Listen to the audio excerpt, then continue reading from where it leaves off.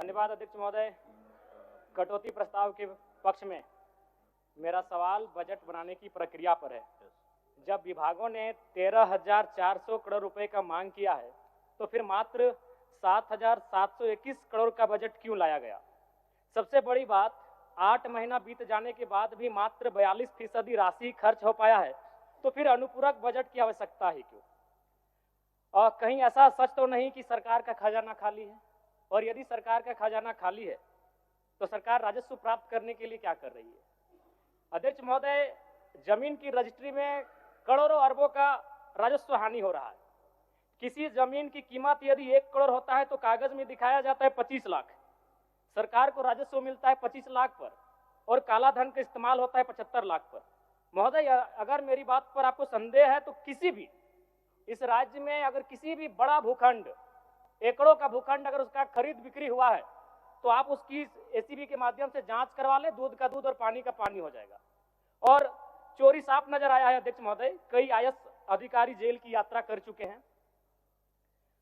अध्यक्ष महोदय, मैं कोयलांचल से आता हूं और ईडी, जांच एजेंसी और तमाम न्यूज चैनल्स रिपोर्ट की मानी तो प्रत्येक दिन झारखंड राज्य में 1000 अवैध गाड़ियों का निकासी होता है। यदि एक कोयले की गाड़ी में 50 टन कोयला मान ले और 1 टन का मूल्य अगर 5,000 रुपए मान लें तो 25 करोड़ रुपए एक दिन का होता है। अगर 365 से गुना करते हैं तो 9,125 करोड़ रुपए होता है अध्यक्ष महोदय, यानी लगभग 9,000 करोड़ रुपए, जो कि आपके अनुपूरक बजट से ज्यादा होता है। यानी कोयलांचल से इतनी अवैध मात्रा में कोयला का कारोबार हो रहा है, अगर उस पर सरकार नियंत्रण कर ले तो आपका एक अनुपूरक बजट के बराबर वो राशि होती है, वो राजस्व आपको फायदा होगा। अध्यक्ष महोदय, अगर बालू की बात करें तो वो तो सरेआम है, सब अपनी आंखों से देखते हैं। 1-2 अधिकारी ईमानदार होंगे तो भाई उनको जोहार होगा। बाकी अगर कोई भी बालू ट्रैक्टर, विशेषकर ट्रैक्टर से बालू की ढुलाई होती है तो हमें लगता है एक बालू गाड़ी 3-4 थाना क्षेत्रों से पार होता है और कोई थाना प्रभारी ऐसा नहीं है जिसका मंथली पर महीने का इनकम 3 लाख से 5 लाख रुपए केवल अवैध बालू से हो रहा है। अतः सरकार को, मैं मानता हूं कि सरकार का खजाना खाली है, तो अगर खाली है तो इस प्रकार अगर लूट की छूट होगी, जो सरकार के खजाना में आना चाहिए था वो थाना प्रभारी के जेब में जाएगा, वो पदाधिकारियों की जेब में जाएगा। तो इसी प्रकार हम लोग छात्रों से कलेक्शन करेंगे अध्यक्ष महोदय। अब इसको भी झूठ मत कहिएगा, अखबार में दिया था कि जैक ने 35% 10th और इंटर का शुल्क बढ़ाया। मैट्रिक का शुल्क था 980, शुल्क कर दिया गया 1180। इंटर का शुल्क था 1100, शुल्क कर दिया गया 1400। मैं तो सबसे पहले कहूंगा कि जो शुल्क पुराना था अविलंब शुल्क बढ़ोतरी पर रोक लगाया जाए।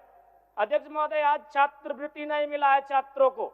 आज राज्य सरकार और केंद्र पक्ष वाले यानी विपक्ष वाले एक दूसरे पे दोषारोपण कर रहे हैं। इस दोषारोपण के बीच इस राज्य का भविष्य क्यों उलझेगा अध्यक्ष महोदय?